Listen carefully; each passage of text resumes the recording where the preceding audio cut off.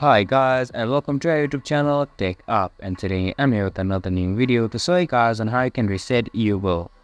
To reset Yubo, first of all or simply, there are a few ways to do so. First is to go into your settings and go into your apps option, and after going on to apps option, now just look for Yubo. Scroll down until you see Yubo. Here is Yubo. Now go on to Yubo and again go on to your storage. From here you can click on clear data right here on the bottom left side of the screen.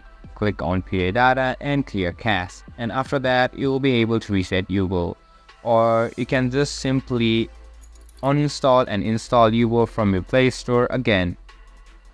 And those are some ways you can reset Yubo on your Android smartphone. This was this video, and I hope you guys find our video helpful. If you do, make sure to leave a like, subscribe to our YouTube channel and hit the bell notification. And don't forget to drop a comment for a review and for more content like this. See you guys in our next video. Thank you for watching.